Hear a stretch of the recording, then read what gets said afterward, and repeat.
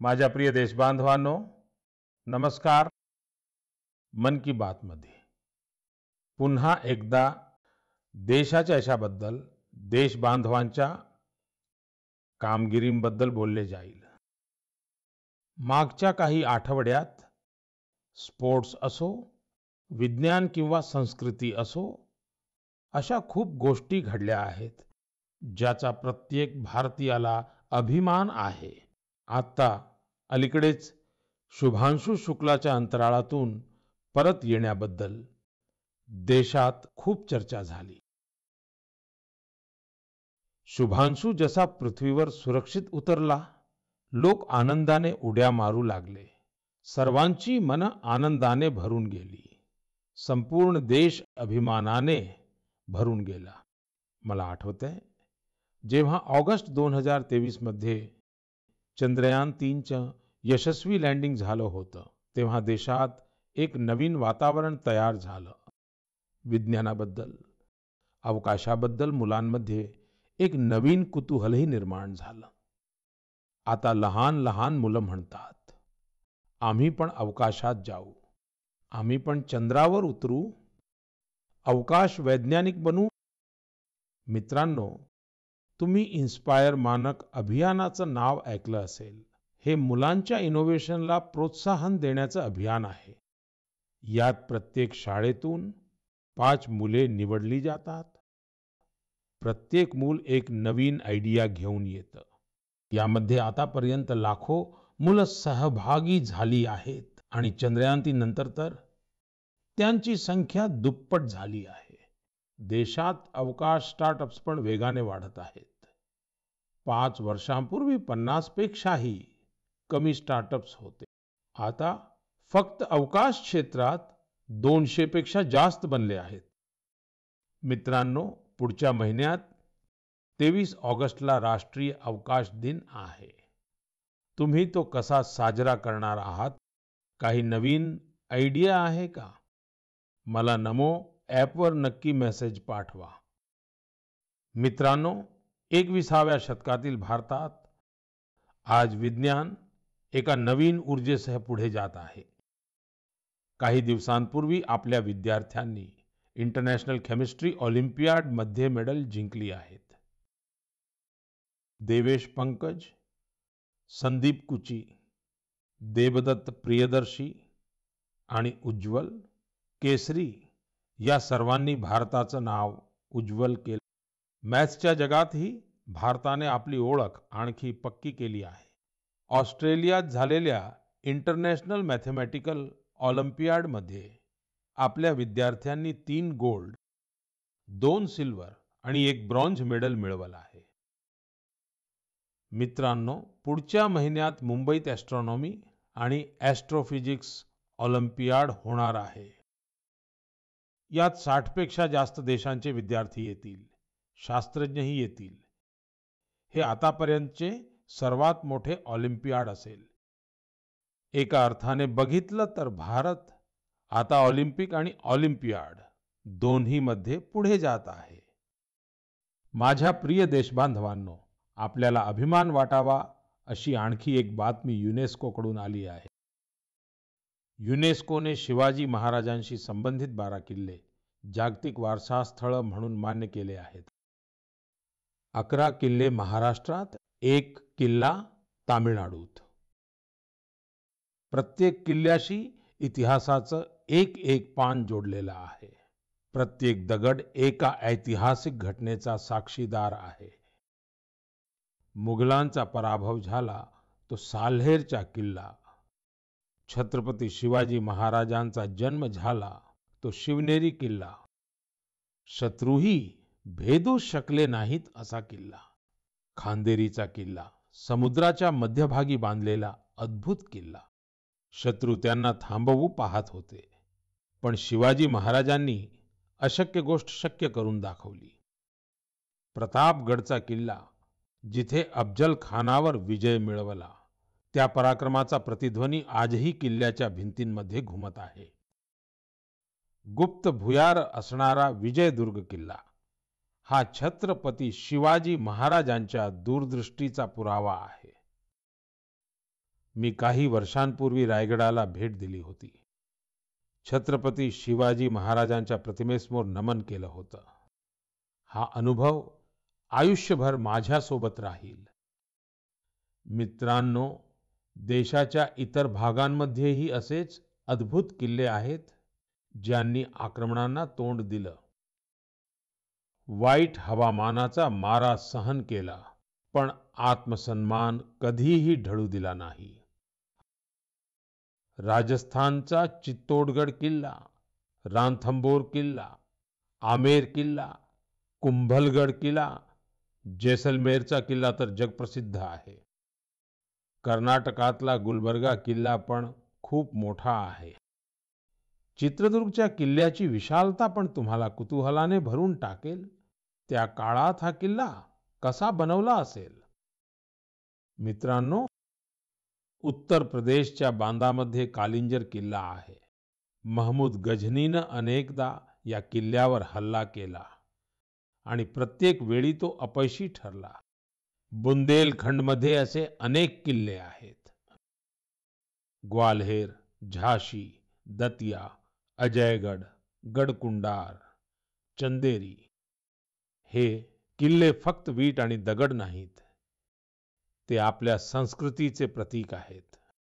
आजही या किल्ल्यांच्या भव्य दिव्य भिंतींमधून संस्कार आणि स्वाभिमान डोकावतात. मी सर्व देशबांधवांना आग्रहाने सांगतो, या किल्ल्यांना भेट द्या, इतिहास जाणून घ्या, त्यांचा अभिमान बाळगा. माझ्या प्रिय देशबांधवांनो, तुम्ही कल्पना करा, अगदी पहाटेची वेळ, बिहारमधले मुझफ्फरपूर गाव, तारीख होती 11 ऑगस्ट 1908.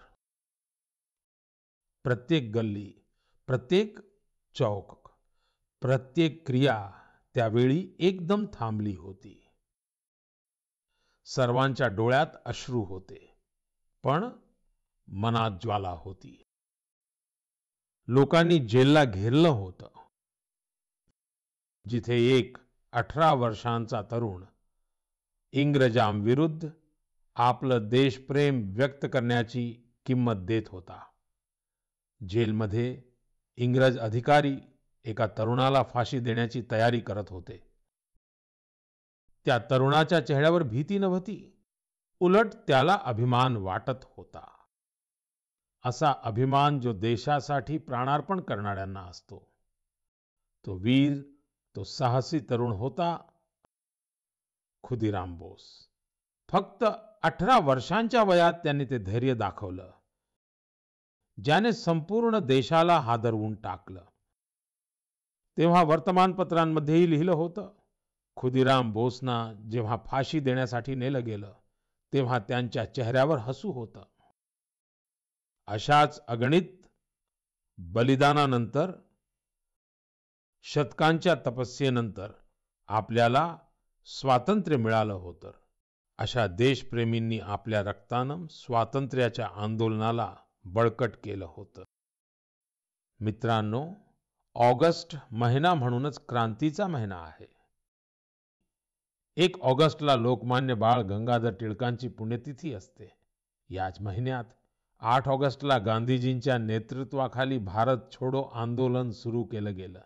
मग आहे 15 ऑगस्ट, आपला स्वातंत्र्य दिन. आपण आपल्या स्वातंत्र्य सैनिकांना आठवतो, त्यांच्याकडून प्रेरणा घेतो. पण मित्रांनो, आपल्या स्वातंत्र्यासोबत देशाच्या फाळणीची वेदनाही जोडली गेलेली आहे. म्हणूनच आपण 14 ऑगस्ट हा दिवस विभाजन विभीषिका स्मृती दिवस म्हणून पाळतो. माझ्या प्रिय देशबांधवांनो, 7 ऑगस्ट 1905 रोजी आणखी एका क्रांतीची सुरुवात झाली होती. स्वदेशी आंदोलनानं स्थानिक उत्पादनांना आणि खास करून हँडलूमला एक नवी ऊर्जा प्राप्त झाली होती. याच स्मृतिप्रित्यर्थ देश दरवर्षी 7 ऑगस्टला नॅशनल हँडलूम डे साजरा करतो. या वर्षी 7 ऑगस्टला नॅशनल हँडलूम डेला 10 वर्ष पूर्ण होत आहेत. स्वातंत्र्य लढ्यात जशी आपल्या खादीने स्वातंत्र्याच्या आंदोलनाला नवी ताकद दिली होती. त्याप्रमाणे आता जेव्हा देश विकसित भारत बनण्यासाठी पावलं टाकत आहे, तेव्हा टेक्सटाईल सेक्टर देशाची ताकद बनत आहे. या 10 वर्षात देशाच्या वेगवेगळ्या भागांमध्ये या सेक्टरशी संबंधित लाखो लोकांनी यशाच्या अनेक गाथा लिहिल्या आहेत. महाराष्ट्राच्या पैठण गावातल्या कविता धवले आधी एका छोट्या खोलीत काम करत होत्या. जागाही आणि सुविधांचा अभाव होता. सरकारकडून मदत मिळाली. आता त्यांचं कौशल्य भरारी घेत आहे. त्या तिप्पट जास्त कमवत आहेत. स्वतः बनवलेल्या पैठणी साड्या विकत आहेत. यशाची अशीच एक गोष्ट ओडिशाच्या मयूरभंज मध्येही आहे. इथे 650हून अधिक आदिवासी महिलांनी संथाली साडीला पुन्हा जिवंत केलं आहे. आता या महिला प्रत्येक महिन्यात हजारो रुपये कमवत आहेत. त्या फक्त कपडा बनवत नाहीत, तर आपली ओळख घडवत आहेत. बिहारच्या नालंदामधील नवीन कुमार यांची कामगिरी ही प्रेरणादायी आहे. त्यांचं कुटुंब पिढ्यानपिढ्या हे काम करत आहे. पण त्यांच्या कुटुंबानं आता या क्षेत्रामध्ये आधुनिकतेचाही समावेश केला, ही सर्वात महत्वाची गोष्ट आहे. आता त्यांची मुलं हँडलूम टेक्नॉलॉजीचं शिक्षण घेत आहेत. मोठ्या ब्रँड्समध्ये काम करत आहेत. हा बदल फक्त एका कुटुंबापुरता नाहीये, तो आसपासच्या अनेक कुटुंबांना पुढे नेत आहे. मित्रांनो, टेक्सटाईल भारताचा फक्त एक क्षेत्र नाहीये, ते आपल्या सांस्कृतिक विविधतेचे एक उदाहरण आहे. आज टेक्सटाईल आणि अपॅरल मार्केट खूप वेगाने वाढत आहे. आणि या विकासातील सर्वात सुंदर बाब ही आहे की गावातील महिला, शहरातील डिझायनर्स, वयस्कर विणकर आणि स्टार्टअप सुरू करणारे आपले तरुण सगळे मिळून याला पुढे नेत आहेत. आज भारतात 3000हून अधिक टेक्सटाईल स्टार्टअप सक्रिय आहेत. अनेक स्टार्टअप्सनी भारताच्या हँडलूमला ग्लोबल हाईट मिळवून दिली आहे. मित्रांनो, 2047च्या विकसित भारताचा मार्ग आत्मनिर्भरतेतून जातो. आणि आत्मनिर्भर भारताचा सर्वात मोठा पाया आहे व्होकल फॉर लोकल. ज्या गोष्टी भारतात बनतील, ज्या बनवण्यासाठी एखाद्या भारतीयाने घाम गाळला असेल, त्याच खरेदी करा आणि त्याच विका, असा आपला संकल्प असायला हवा. माझ्या प्रिय देशबांधवांनो, भारतातील विविधतेची अप्रतिम झलक आपल्या लोकगीतांमध्ये आणि परंपरांमध्ये दिसते. आणि याचाच एक भाग असतात आपली भजनं आणि आपली कीर्तन. पण कीर्तनाच्या माध्यमातून फॉरेस्ट फायर बद्दल लोकांना जागरूक केलं जातं, हे तुम्ही कधी ऐकले का? कदाचित तुम्हाला विश्वास बसणार नाही, पण ओडिशाच्या केओंझर जिल्ह्यात एक अद्भुत कार्य होत आहे. इथे राधाकृष्ण संकीर्तन मंडळी नावाचा एक गट आहे. हे लोक भक्तीसोबत आज पर्यावरण संरक्षणाच्या मंत्राचाही जप करत आहे. या उपक्रमाची प्रेरणा आहेत प्रमिला प्रधानजी. जंगल आणि पर्यावरणाच्या संरक्षणासाठी त्यांनी पारंपरिक गाण्यांमध्ये नवीन बोल, नवीन संदेश समाविष्ट केले. त्यांचा गट गावोगावी गेला. जंगलात लागणाऱ्या आगीमुळे किती नुकसान होतं, हे गाण्यांच्या माध्यमातून लोकांना समजावलं. आपल्या लोकपरंपरा म्हणजे फक्तगत काळातील गोष्टी नाहीत, असं हे उदाहरण आपल्याला आठवण करून देतं. यांमध्ये आजही समाजाला दिशा देण्याची शक्ती आहे. माझ्या प्रिय देशबांधवांनो, आपले सण आणि परंपरा भारताच्या संस्कृतीचा खूप मोठा आधार आहेत. पण आपल्या संस्कृतीच्या जिवंतपणाचा एक दुसरा पैलूही आहे.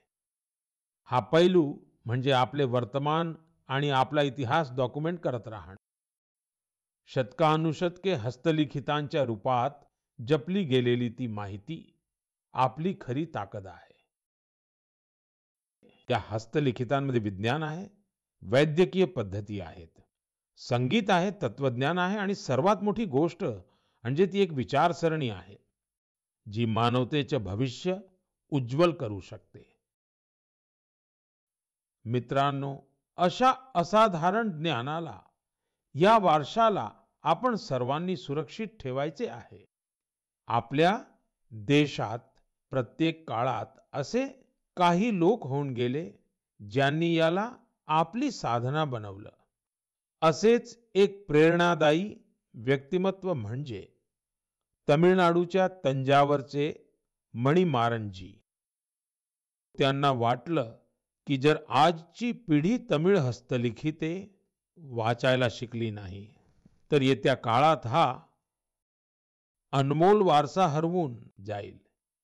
म्हणून त्यांनी संध्याकाळी वर्ग सुरू केले, जिथे विद्यार्थी, नोकरी करणारे तरुण, रिसर्चर सगळे इथे येऊन शिकू लागले. मणिमारनजींनी लोकांना सांगितले की तमिळ सुवाडियल म्हणजे ताडपत्री हस्तलिखिते कशी वाचायची आणि समजून घ्यायची, याची पद्धत काय असते. आज अनेक प्रयत्नांमुळे अनेक विद्यार्थी या कलेत पारंगत झाले आहेत. काही स्टुडंट्सनी तर या हस्तलिखितांच्या आधारावर ट्रेडिशनल मेडिसिन सिस्टमवर रिसर्च पण सुरू केले आहे. मित्रांनो, विचार करा, जर असा प्रयत्न देशभरात झाला तर आपली पुरातन विद्या फक्त भिंतींमध्ये बंदिस्त राहणार नाही, ते नव्या पिढीच्या चेतनेचा एक भाग बनेल. याच विचारातून प्रेरित होऊन भारत सरकारने या वर्षीच्या बजेटमध्ये एका ऐतिहासिक उपक्रमाची घोषणा केली आहे, ज्ञान भारतम मिशन. या मिशन अंतर्गत प्राचीन हस्तलिखिते डिजिटाइज केली जातील. मग एक नॅशनल डिजिटल रिपॉझिटरी बनवली जाईल, जिथे जगभरातील विद्यार्थी, संशोधक भारताच्या ज्ञान परंपरेत सहभागी होऊ शकतील. माझी पण सगळ्यांना विनंती आहे की जर तुम्ही अशा एखाद्या प्रयत्नामध्ये सहभागी असाल किंवा सहभागी होऊ इच्छिता, तर MyGov किंवा संस्कृती मंत्रालयाशी नक्की संपर्क साधा. कारण ही केवळ हस्तलिखिते नाहीत, तर भारताच्या आत्म्याचे ते अध्याय आहेत, जे आपल्याला येणाऱ्या पिढ्यांना शिकवायचे आहेत. माझ्या प्रिय देशबांधवांनो, तुमच्या परिसरात किती प्रकारचे पक्षी आहेत, चिमण्या आहेत, असे जर तुम्हाला विचारले तर तुम्ही काय म्हणाल? कदाचित हे की मला तर नेहमी 5-6 पक्षी दिसतात किंवा चिमण्या दिसतात. काही ओळखीचे असतात तर काही अनोळखी. पण आपल्या परिसरात पक्ष्यांच्या कोणत्या कोणत्या प्रजाती राहतात, हे माहिती करून घेणं खूप मनोरंजक असतं. अलीकडेच असाच एक उत्कृष्ट प्रयत्न झाला आहे. ठिकाण आहे आसाममधील काझीरंगा नॅशनल पार्क. तसं तर हा भाग आपल्या वाईनोस म्हणजेच गेंड्यांसाठी प्रसिद्ध आहे. पण यावेळी चर्चेचा विषय बनले आहेत इथले गवताळ प्रदेश आणि त्यात राहणाऱ्या चिमण्या. येथे पहिल्यांदाच ग्रासलँड बर्ड सेन्सस झालं आहे. तुम्हाला ऐकून आनंद होईल, या सेन्ससमुळे पक्ष्यांच्या 40 पेक्षा जास्त प्रजातींची ओळख झाली आहे. यात अनेक दुर्मिळ पक्ष्यांचा समावेश आहे. तुम्ही विचार करत असाल की एवढे पक्षी कसे ओळखले गेले. ही टेक्नॉलॉजीची कमाल आहे. सेन्सस करणाऱ्या टीमने आवाज रेकॉर्ड करणारं यंत्र लावलं. मग कॉम्प्युटरने त्या आवाजाचं विश्लेषण केलं. AIचा वापर केला. फक्त आवाजावरूनच पक्ष्यांची ओळख पटली. ते पण त्यांना डिस्टर्ब न करता. विचार करा, टेक्नॉलॉजी आणि संवेदनशीलता जेव्हा एकत्र येतात, तेव्हा निसर्गाला समजून घेणं किती सोपं आणि सखोल होतं. अशा प्रयत्नांना प्रोत्साहन दिलं पाहिजे. जेणेकरून आपण आपली जैवविविधता ओळखू शकू आणि पुढच्या पिढीलाही याची ओळख करून देऊ. माझ्या प्रिय देशबांधवांनो, कधी-कधी प्रकाश सगळ्यात जास्त तिथेच पसरतो, जिथे अंधाराने सर्वात जास्त व्यापून टाकलं असेल. असंच एक उदाहरण आहे झारखंडचा गुमला जिल्हा. एक वेळ होती जेव्हा हा परिसर माओवादी हिंसेसाठी ओळखला जात होता. बासिया ब्लॉकची गावं ओस पडत होती. लोक सतत भीतीखाली होते. रोजगाराची कोणतीही शक्यता दिसत नव्हती. जमिनी रिकाम्या पडल्या होत्या आणि तरुण स्थलांतर करत होते. पण मग बदलाची एक खूप शांत आणि संयमी सुरुवात झाली. ओमप्रकाश साहू नावाच्या एका तरुणाने हिंसेचा मार्ग सोडला. त्यांनी मत्स्यपालन सुरू केलं. मग त्यांनी आपल्यासारख्या अनेक लोकांना यासाठी प्रेरित केलं. त्यांच्या या प्रयत्नाचा परिणामही झाला. ज्यांच्या हातात आधी बंदूक होती, त्यांनी आता मासे पकडण्यासाठी जाळे घेतले आहे. मित्रांनो, ओमप्रकाश साहूजींची सुरुवात सोपी नव्हती. विरोध झाला, धमक्या मिळाल्या, पण हिंमत तुटली नाही. जेव्हा प्रधानमंत्री मत्स्य संपदा योजना आली, तेव्हा त्यांना नवी ताकद मिळाली. सरकारकडून ट्रेनिंग मिळाली, तलाव बांधायला मदत मिळाली आणि बघता बघता गुमलामध्ये मत्स्य क्रांतीची सुरुवात झाली. आज बासिया ब्लॉकचे 150 पेक्षा जास्त कुटुंब मत्स्यपालनात सहभागी झाली आहेत. काही लोक तर असे आहेत जे कधी काळी नक्षलवादी संघटनेत होते. आता ते गावातच सन्मानाने जीवन जगत आहेत आणि इतरांना रोजगार देत आहेत. गुमलाची ही वाटचाल आपल्याला शिकवते, जर मार्ग योग्य असेल आणि मनात विश्वास असेल तर सर्वात कठीण परिस्थितीतही विकासाचा दिवा पेटू शकतो. माझ्या प्रिय देशबांधवांनो, तुम्हाला माहित आहे का ऑलिम्पिक्स नंतर सर्वात मोठा क्रीडा महोत्सव कोणता असतो? याचं उत्तर आहे world police and fire games. जगभरातील पोलीस कर्मचारी, फायर फायटर्स, सिक्युरिटीशी संबंधित लोक त्यांच्यामध्ये होणारी स्पोर्ट्स टूर्नामेंट. यावेळेस ही टूर्नामेंट अमेरिकेत झाली आणि यात भारताने इतिहास घडवला. भारताने जवळपास 600 मेडल जिंकली. 71 देशांमध्ये आपण पहिल्या तिनात पोहोचलो. दिवस रात्र देशासाठी झटणाऱ्या त्या वर्दीवाल्यांची मेहनत फळाला आली. आपले हे मित्र आता खेळातही झेंडा उंचावत आहेत. मी सर्व खेळाडू आणि कोचिंग टीमचे अभिनंदन करतो.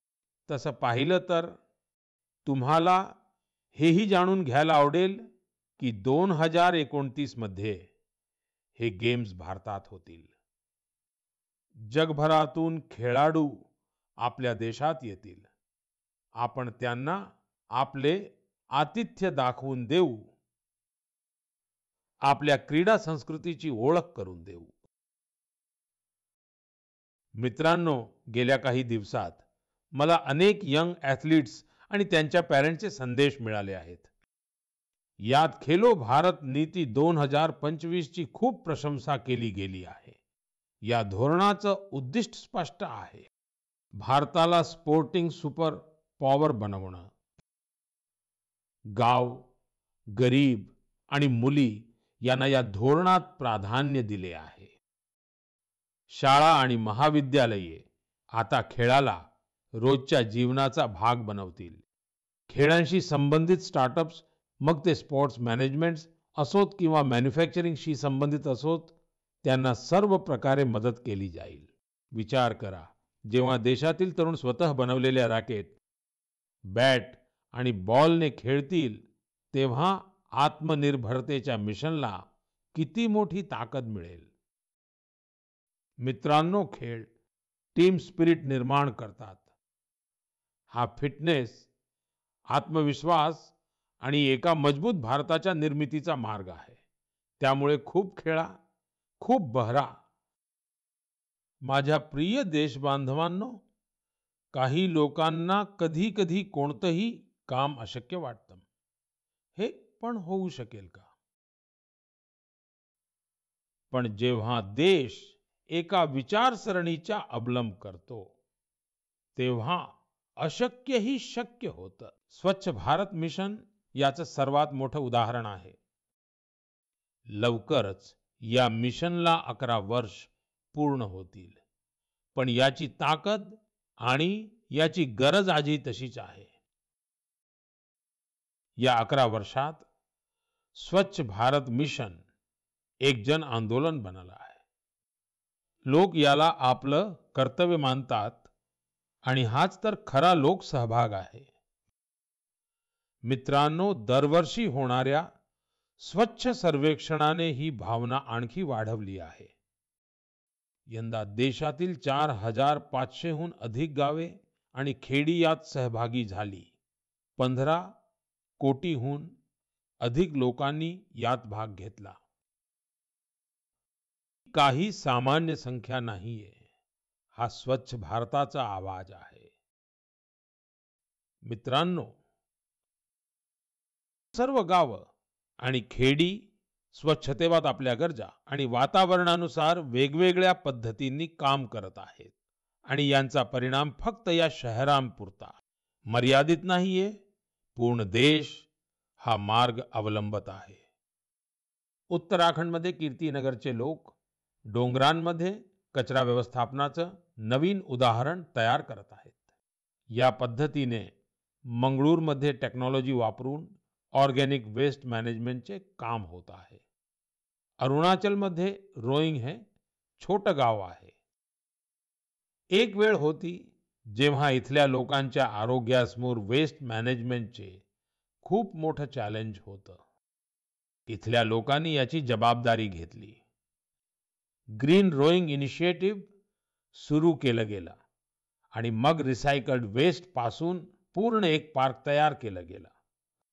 असंच कराडमध्ये, विजयवाडामध्ये वॉटर मॅनेजमेंटची अनेक नवीन उदाहरणं बनली आहेत. अहमदाबादमध्ये रिव्हरफ्रंटवरच्या स्वच्छतेनेही सगळ्यांचं लक्ष वेधून घेतलं आहे. मित्रांनो, भोपाळच्या एका टीमचं नाव आहे सकारात्मक सोच. यात 200 महिला आहेत. या फक्त स्वच्छता करत नाहीत, विचारही बदलतात. एकत्र मिळून शहरातल्या 17 पार्क्सची स्वच्छता करणं, कापडी पिशव्या वाटणं, यांचं प्रत्येक पाऊल एक संदेश आहे. अशा प्रयत्नांमुळेच भोपाळही आता स्वच्छ सर्वेक्षणमध्ये खूप पुढे आला आहे. लखनौच्या गोमती नदी टीमचा उल्लेखही गरजेचा आहे.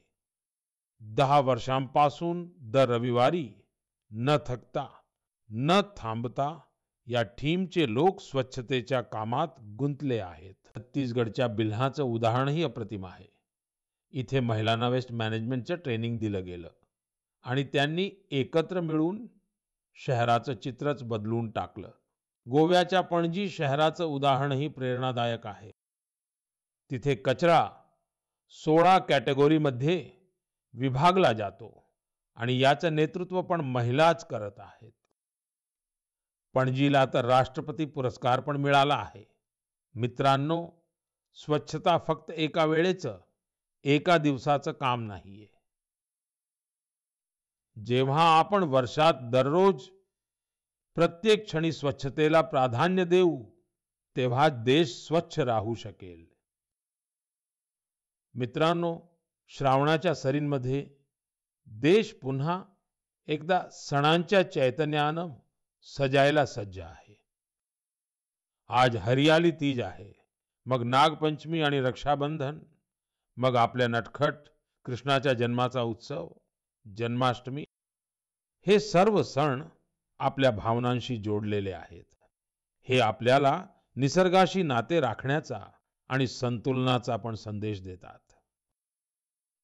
तुम्हा सर्वांना या पावन पर्वाच्या खूप साऱ्या शुभेच्छा. माझ्या प्रिय मित्रांनो, आपले विचार आणि अनुभव शेअर करत राहा. पुढच्या महिन्यात पुन्हा भेटूया देश बांधवांच्या काही आणखी नवीन कामगिरी आणि प्रेरणांसह. काळजी घ्या. धन्यवाद.